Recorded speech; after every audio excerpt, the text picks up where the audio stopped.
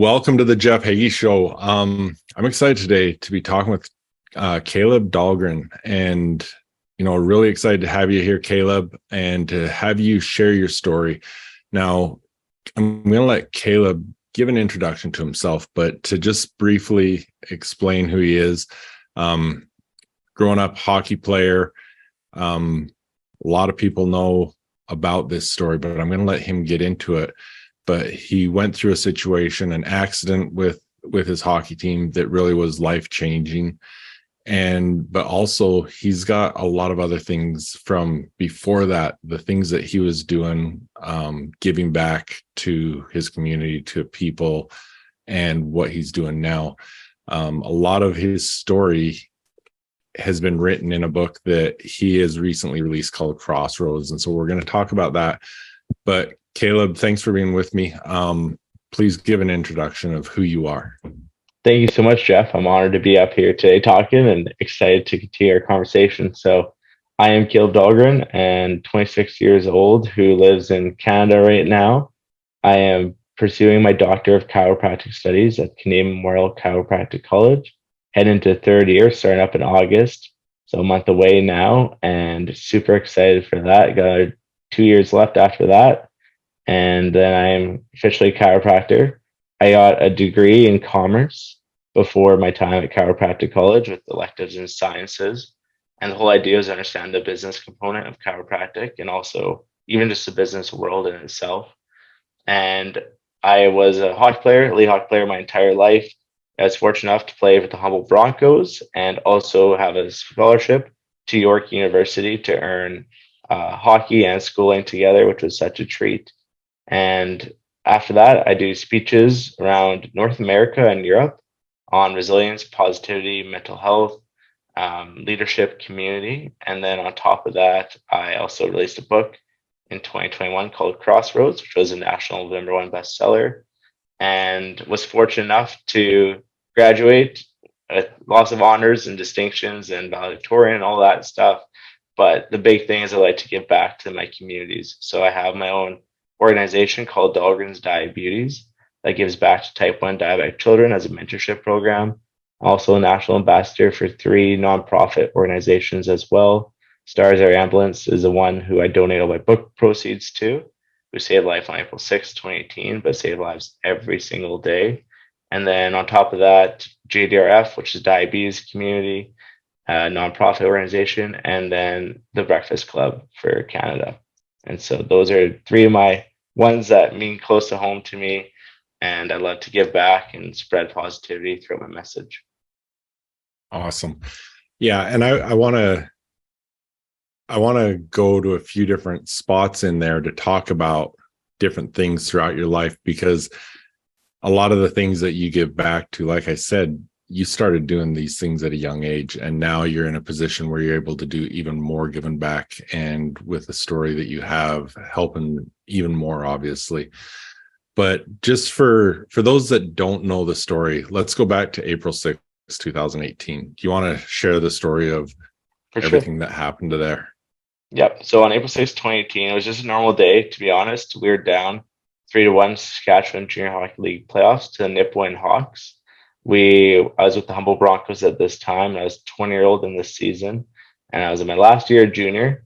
I had previously committed to York University before this time and this day, and so I was talking to my parents on this day, and we had a little pregame skate in the morning, and after that, went had a little breakfast at Johnny's Bistro, went back home, had a little pregame nap, then went and got the pregame meal, went to the arena, packed our bags, loaded the bus, and we're off to Nipawin to play them in the series.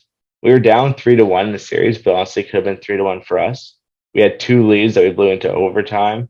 Then they won in overtime. So had we actually won those games, could have been 3-1 the other way.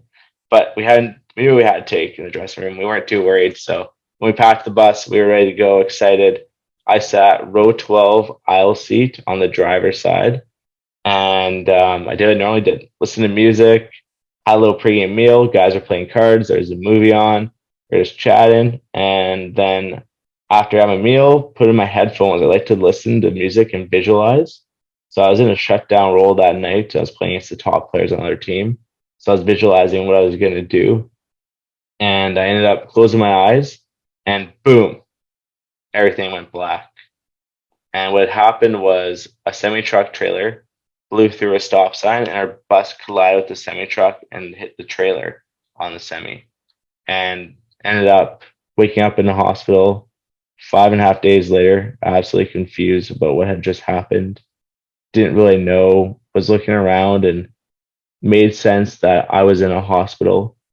And I thought, okay, well, I had the neck brace on at the time. I thought, well, I must have got checked from behind in our game, broke my neck, and was in a hospital. And I had no clue of the crash or anything like that at all. And I looked at my parents and I asked, how'd our game go? They was like, Caleb, there was no game. What are you talking about? And then they ended up telling me that I lost 16 people who I consider to be family. And I was one of the 13 survivors. I didn't believe them. Still, like, I was confused. I was like, how is that even possible? I told them to pass me my phone. They passed me a phone, which wasn't my phone at all. And I said, well, this isn't my phone. Like, yeah, we gave it to you yesterday. Don't you remember? I was like, no.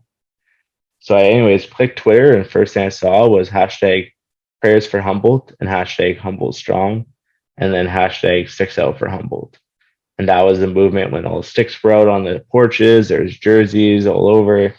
And I realized that this was real. And then within a minute, I was taken down to physio. Physiotherapist came and was like, you ready to go physio? And I was like, physio? What do you mean? Like, well, you went yesterday. Do you not remember? I was like, I don't remember. They're like, well, how's your injuries? I was like, I know my injuries. So they told me my injuries too. And I had a fractured skull, a puncture wound to my skull, a scalp degloving, so this whole side of my head was completely shaved off.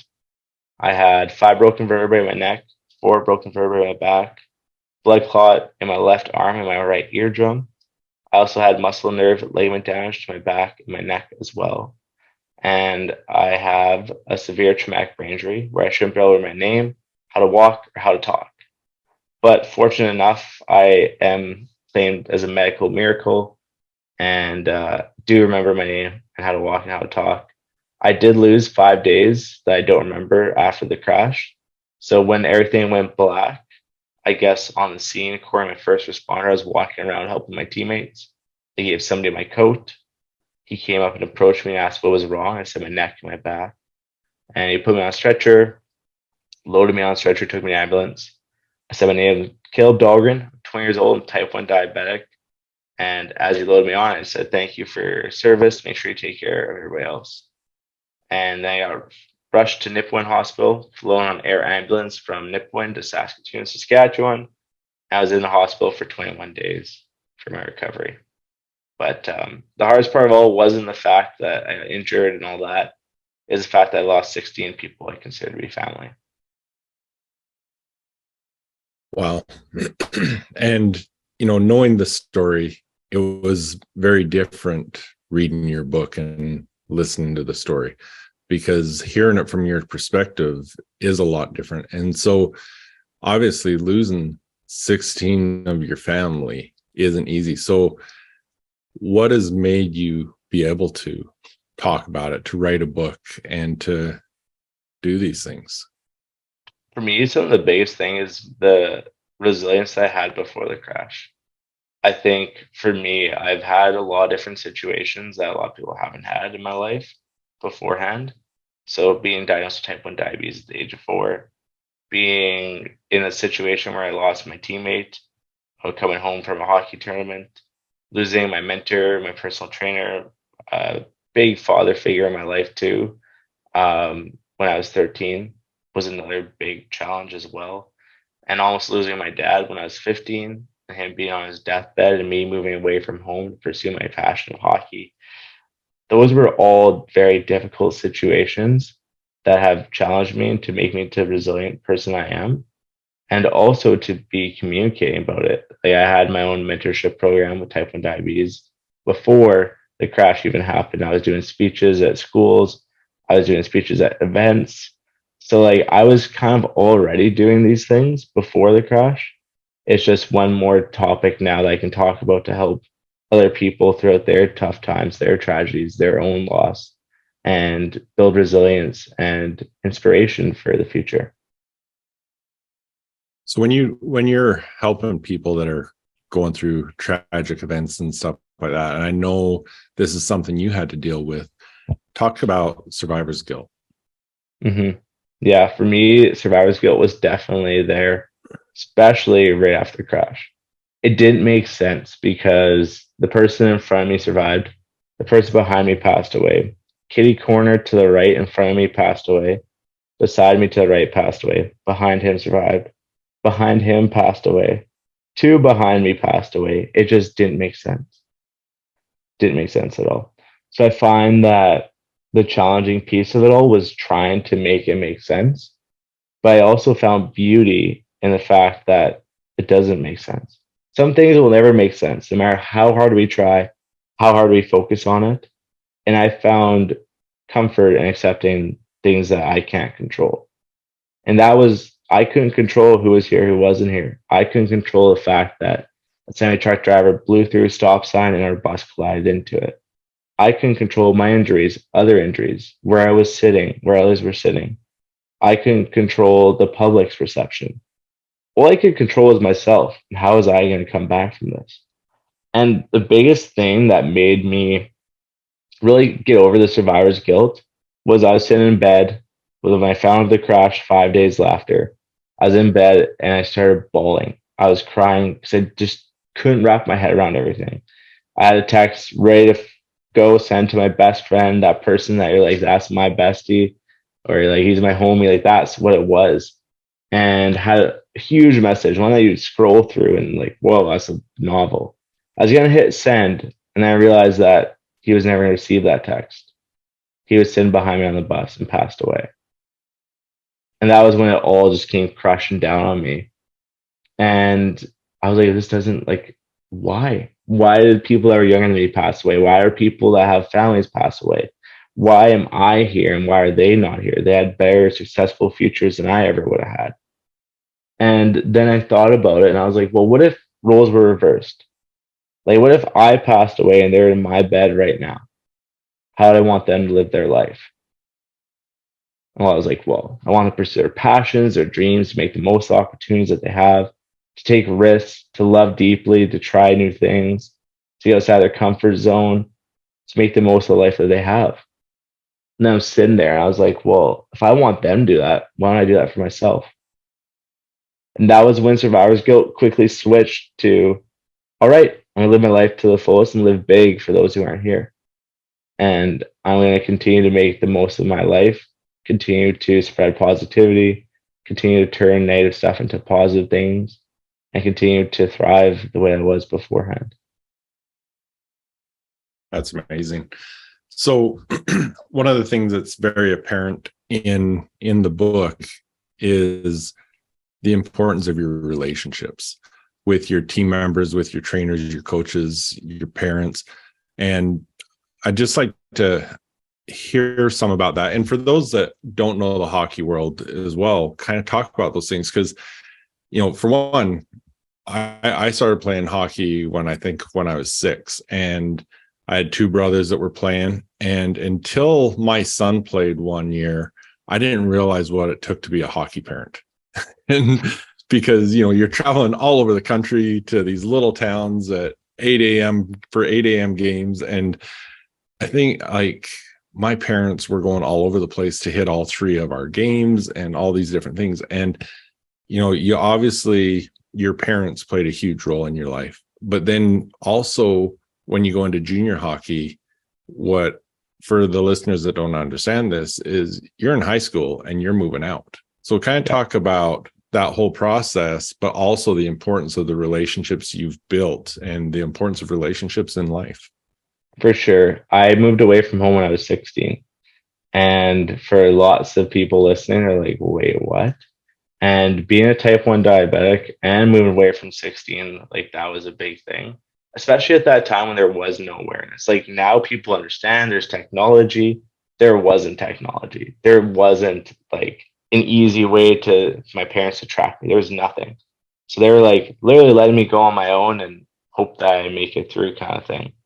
But I developed these skills when I was a kid. I was 13. Took control of my diabetes completely.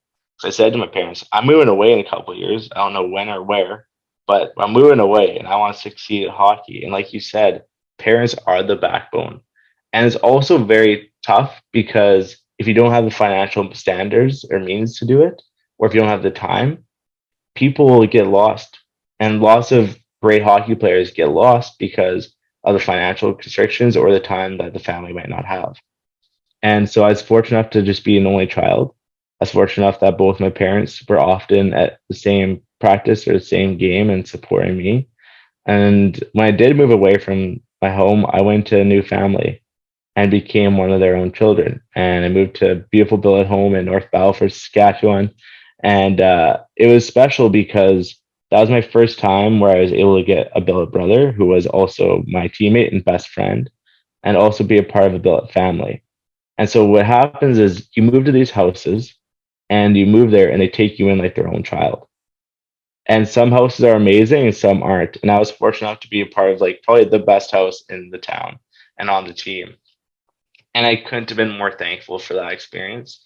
But that billet mom, Anne is her name, she truly changed who I was and like helped build me as the person I am today. And then 2 years later, I moved to another billet home. And I was in with the dorms with the Notre Dame guys. And that was a different role too. We had billet parent, looked after a whole dorm, but we also had people in the community who like helped shape us, culture us, the coaching, the staff. They truly do become family. And being the only child and not having a big external family either, my teammates were family. My best friends were family. The billet families I was in, and I became family, even in Humboldt. I still say I have a brother and two sisters. People look at me like, what? But they're my billet family in Humboldt, and they are my sisters, and they are my brother. And so, like, the families I become a part of, and they become part of you. And so, through that, you gain so much more awareness and growth. And I've learned so many different valuable lessons from all these people who actually helped shape me to be who I am today. And when you are part of these communities and part of these teams, they help build resilience, they help build community, they help build connection, trust. There's so many different elements that I think I wouldn't be the person I am today had I not played sports, had I actually not lived away from home. If I stayed at home my whole life, guaranteed I wouldn't be the person I am today. Guaranteed. And I think there's so much strength in moving away from home, even at a young age too, because you get to learn a lot about yourself, what you like, what you don't like, and how you want to carry yourself. That's amazing. And again, I just want to encourage all of the listeners, and I'll put the link in the show notes, but you've got to read the book. It's an amazing book. The way you shared this story, but also, well, first of all, Thank you. Crossroads. Tell me what Crossroads means to you. Thank you so much for the kind words, though. I do appreciate that. I'd say for me, picking the title was the easiest thing of this book. Like, honestly, it was probably one of the easiest things because I knew from the very, very start, like, as soon as I said, okay, I'm gonna write a book, I knew the title. And everybody was like, even when I talked to HarperCollins, so I was talking to Payne Random House and HarperCollins, which are like the two biggest publishers at that time in Canada. I was like, do I have like full rights to being able to like make the final decisions? And Payne Random House was like, I don't know. And HarperCollins was like, yes. I was like, okay. So I picked HarperCollins because of that. And when I first said came out, I was like, I want to be Crossroads. They're like, why? And I said, well, multiple reasons, because I believe crossroads are challenges that we're faced with in life. And we get to a direction and we're at this point. And there's different roads. There's a positive route, a negative route. There's another way you could avoid the situation or you could go through it. There's also different turns that we could take. But we choose how we dictate those crossroads in our life. Think about a point where, for example, high school, it was like, what do you want to do? That's a crossroad because you're deciding at what you want to do at that time in that given state, at that current mindset, at that current age. But these are decisions that make up the trajectory of our life. So I thought at every crossroad I faced, so I'd say diabetes is a crossroad. At the age of 4, I got diagnosed with type 1 diabetes. So that was like my first crossroad, me trying to understand, okay, how was I going to dictate my life? Was I going to try and make it something positive? Was I going to let this hold me back? Was I going to put like guards on for me and let me not do things? I had people tell me I shouldn't play hockey. Should I listen to them? Should I not listen to them? So this was like the first crossroad. And then on top of that, too, with my friend passing away at a young age, with my personal trainer passing away at a young age, how was I going to let that dictate my life? Going playing overseas, I was playing for Team Canada Polar Bears. I went to Europe. That was a huge crossroad in my life because that changed the trajectory of my future. So I didn't want to play NHL after that. I wanted to play pro in Europe. I wanted to go to education. So I went and saw at University of North Dakota, which is like the top prestige hockey school, and went looked at what they were doing there. And I was like, I want to go university route. I don't want to just go play in the WHL. I want to go the university route. So it was like all of these little crossroads in my life that made me who I am today. So that was one part of the title. Number two is that my life physically, mentally, emotionally, spiritually changed in the middle of a crossroad with the crash. And that the crossroads build us to be who we are today. And I believe all of us have the opportunity to choose a positive direction after we're faced with life challenges or things that change us or challenge us to be who we are today. Thank you. Now, you talk about resilience a lot, mental resilience, and all these different things. I want to talk about that a little bit because you and I haven't talked about this, but I have a program called The Confident Athlete. So we're talking about confidence, mental strength, all those things all the time. And so I love sharing these things with them as well. But what does mental fitness mean to you? Love it. Mental fitness means being able to work on my game mentally and my mindset mentally. I think a lot of people focus on physical fitness, and I find that mental health and mental fitness is just as important, if not even more important than physical. Because when you get up to like elite levels, so prime example, I have friends that are in NHL. I have friends that are playing Europe, pro hockey in Europe. I have friends playing beer league. And at one point, we were all the exact same caliber, all the exact same at one point. And the difference isn't the physical abilities, it's the mental. 100% the mental. And not saying that playing pro in Europe is different than playing pro in NHL or beer league, but it's the mental component because at that time, we all were kind of on the same continuum, but what we did with our decisions made us who we were. So decisions lead to actions, action lead to results, or like behaviors, and behaviors lead to like who you are. So for me, I always try to stick around with the mentally stronger people and have people mentor me in the mental skills. So like I would talk to when I work out with players in NHL and I'd be like, okay, like what do you do on the mental side of the game? Like, yeah, we're both in the gym physically, but how do you view the gym? How do you view workouts? How do you view on ice stuff? And I took notes from them because I was like, wow, like I never viewed it like that. Prime example, I don't want to give any details that might not be out in public, so I won't use this example. But I won't name drop. But an NHL player, I asked him like, "How do you view workouts?" He looked at me and started laughing, and I was like, "No, like seriously." And he's like, "You should ask a lot of NHLers that question." I was like, "I will." And he said that I view workouts as getting my body in the best capacity possible for me to succeed in on the ice. He's like, I'm not trying to work my body so hard that I'm fatigued when I'm on the ice. I'm trying to work my body hard enough so when I get to the ice, I perform my best. I was like, that's interesting. Because if you ask another person, they might say that I'm working till exhaustion and I'm going as hard as I can to be the best I can. When I heard that viewpoint, I was like, okay, so like he's working smart. And he's like, yeah, I work efficient. And he's like, it's a job, yes, but I also want to make sure that I feel my best self. And then you ask what they do for the mental performance. Lots of people meditate. Lots of people will do mental performance work. Lots of people will do positive affirmations. For me, I had mental performance coach since I was 11. And that was when I started. I was 11 years old. And that's when my parents So you know what? Let's go to mental performance coach because I said to him, I want to be at highest level hockey. They said, well, if you're physically doing well, let's do mentals because that's just as important. And so I've always had that mental performance coach. And even like it's been, I think, such a transitional and life changing thing because I can transfer that from hockey to life. And it's a valuable skill that you can have throughout your whole career, not just like in sport. I love that you said that because that's one of the things I always talk to about the athletes in the Confident Athlete program is everything that we're going to be talking about and teaching you in this program, we're focused on your sport, but there's not one thing that isn't going to carry throughout the rest of your life. 100%. 100%. Yeah. And I like really, I take away a lot of those things. Like one of the biggest pieces is positive affirmations that I still like will take away. And it's not like in the sense of I don't have can't in my vocabulary or never. Those two words aren't in my vocabulary. And it's funny because people are like, oh, where's like you've never said never or like can't or that you hate something.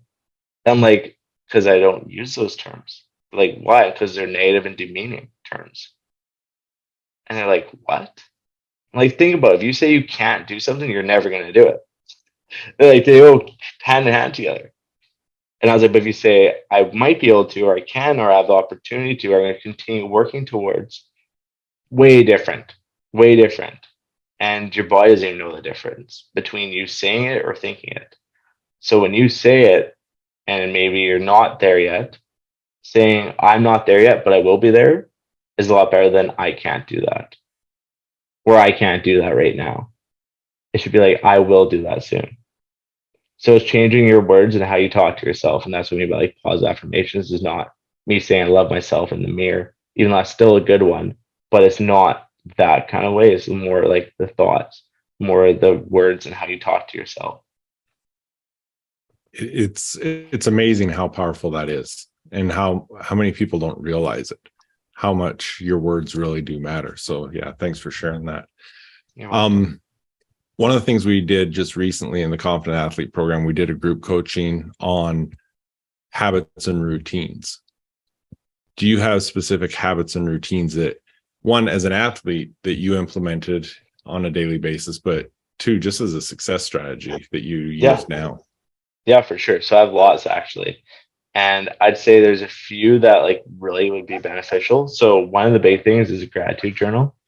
So for a gratitude journal with me, I write down 3 things when I first wake up every morning that I'm grateful for. And simple enough, today was coming on this podcast with you.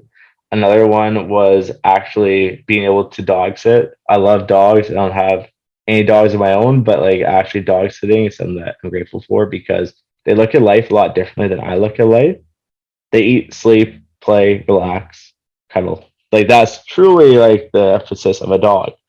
And I really find that cool because it's like, well, then why don't I like sometimes take a step back and not have to worry about like the bigger things.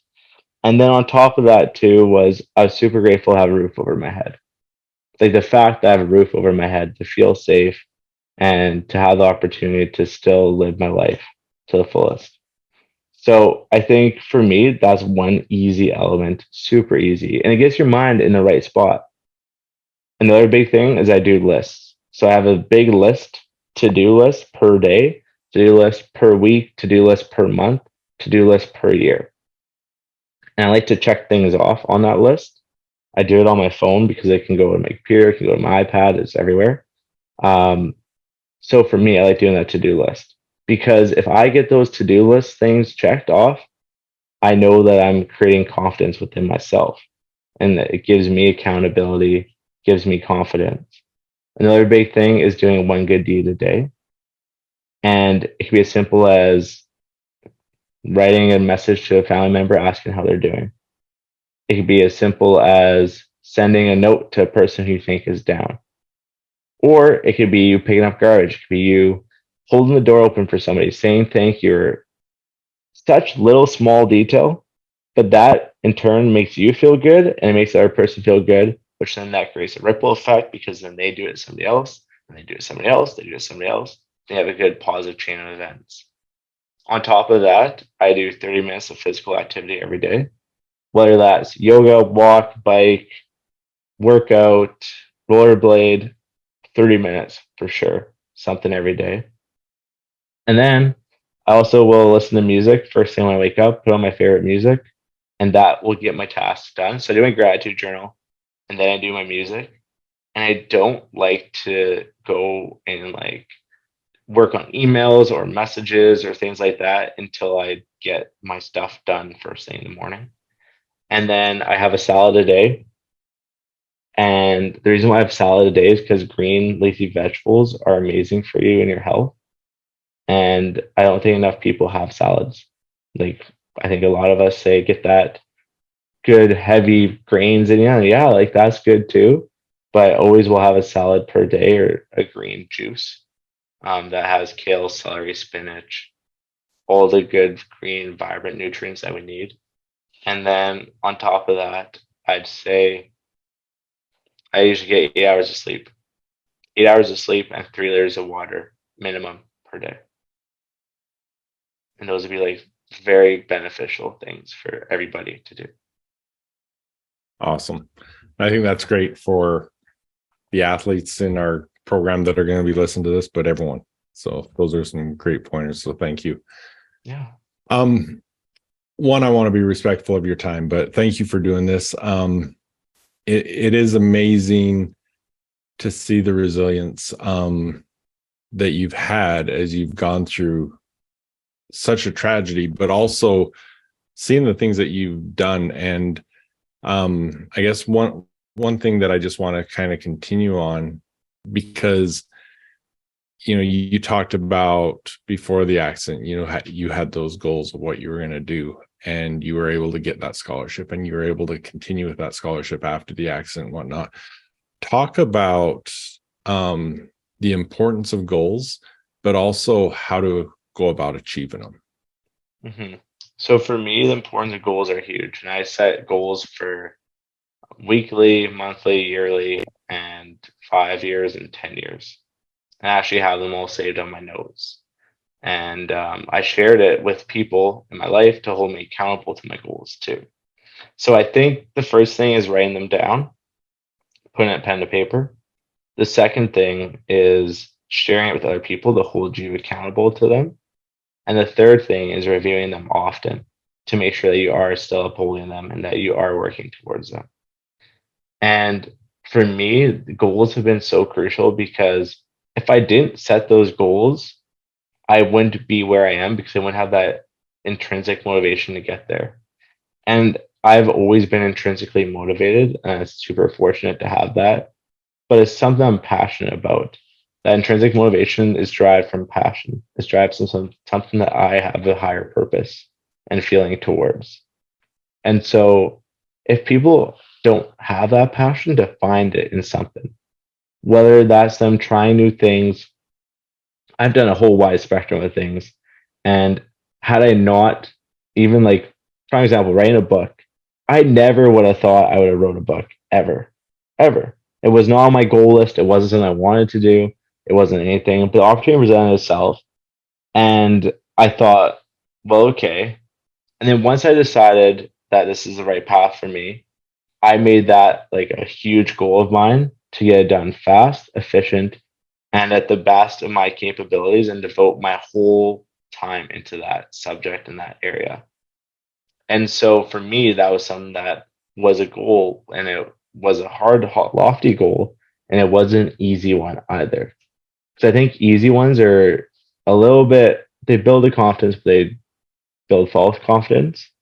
Hard ones that are super like hard to attain maybe make you lose the drive. So find ones that fit that middle ground that are reasonable, realistic. I think there's like an acronym for, I can't remember the top of my head right now, for the type of goals. Smart, I think they're actually called SMART goals. It's SMART. Yeah, goals. I feel like you probably do it anyways, but they are like super. I learned that through a mental performance coach when I was 11. Like these are all things that I've taken on from a mental performance coach at a young age, and I still apply today. Yeah, yeah. So I really would recommend. I think some big things that I could like three big tips for the goals piece would be to follow your passions and your goals. So make sure they're passion worthy. Like my one goal is to do World Spine Care, which is an agency that goes to third world countries and chiropractors that go there and treat patients in third world countries. And that was my goal when I was 18. 18. And I knew that it wouldn't be officially a goal until I'm done chiro school. Well, how do I get to chiro school? How do I get how do I even get into this goal? And so I put that as like a 10-year goal. And it's gonna come to fruition in less than 10 years. It actually was in like 2015, I think. Yeah, 2015. So it will be 10 years. It'll be a 10-year goal because it will be in 2025, 2026. That's going to come to fruition. But it took steps and all these different things to get to that goal. And so that's something that fuels me, something that's going to make me feel good, something I'm willing to work towards, something that I'm passionate about. And now I'm in the process of figuring out when I want to go and do it. So I think that one of the goals is being like passionate ones. Another thing about goals is to create timelines to achieve the small details of it. So when I was in the hospital recovering from injuries, I said to get 1% better each day. Didn't have to be 10, 20, it's 1% better. If I couldn't walk straight, I wanted to make sure my next foot could be in front of the other foot straight the next day. Just 1% better. But when you do that over time, it compounds. And last part would be to reflect. Reflect on where you were at the start and where you are when you have those hard days. Because you're going to see that you grew a lot. And those hard days are the biggest days of growth throughout the goal process. I love that. And I love the idea of reflecting because a lot of people I work with, I'll tell them that. Something you said earlier too is writing down your goals. I have them write in their mindset journal their goals every day. And then I have them going back. I'll just say, okay, go back 6 months and look at your goals.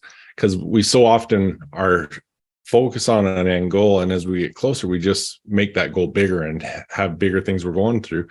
And we don't realize if we look back at our goals, what they were 6 months ago, we're living our dreams now. The things that were our goals 6 months ago, we've achieved them. Yeah. And that goes right into the gratitude you're talking about and everything. And it's all tied together. So yeah, thanks for that. I appreciate that. You're welcome. So what's next for Kaleb? Well, I kind of spoiled it a little bit, but I'm graduating 2025 here. June 2025 graduation. And after that, I'd like to do World Spine Care.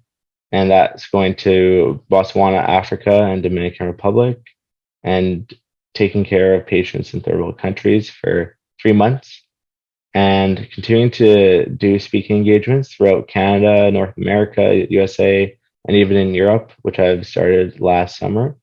And on top of that, I would also like to specialize in neurology as a chiropractic. So I'd be a chiropractic neurologist. And we would deal with the most complex cases at that time. So it's like ones that people can't understand how to heal and people don't know how to heal. And I would be that kind of person coming in and helping out those harder cases.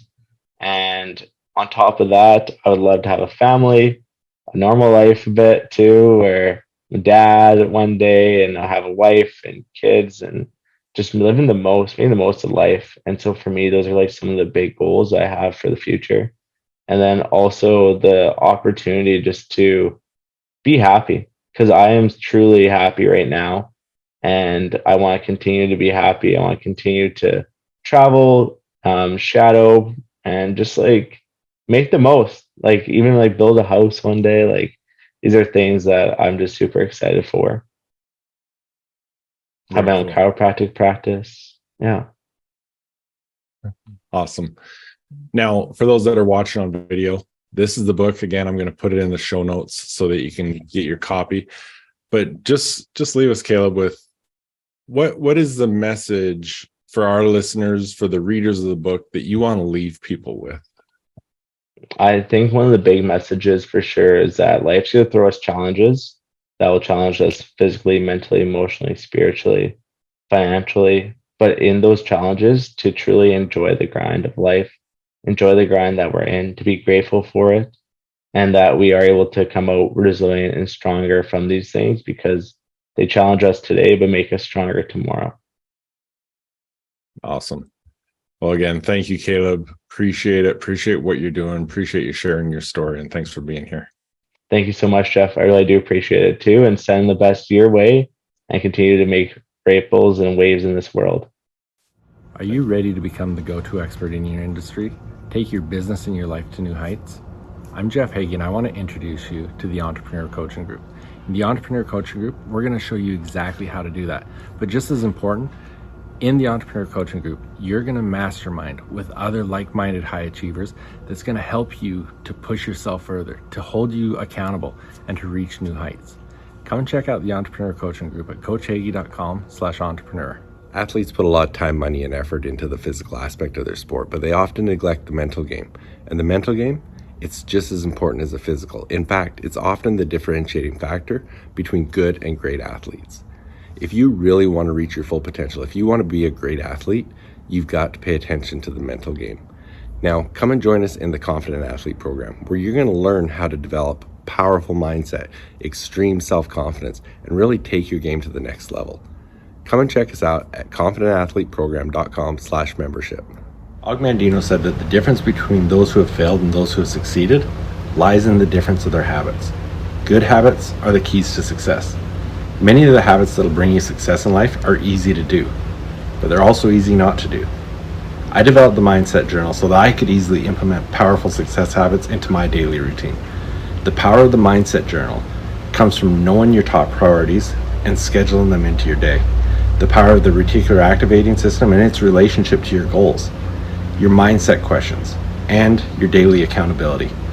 So if you want to implement some quick and effective success habits into your daily routine, go to jeffhagee.com/mindset journal and get yours today.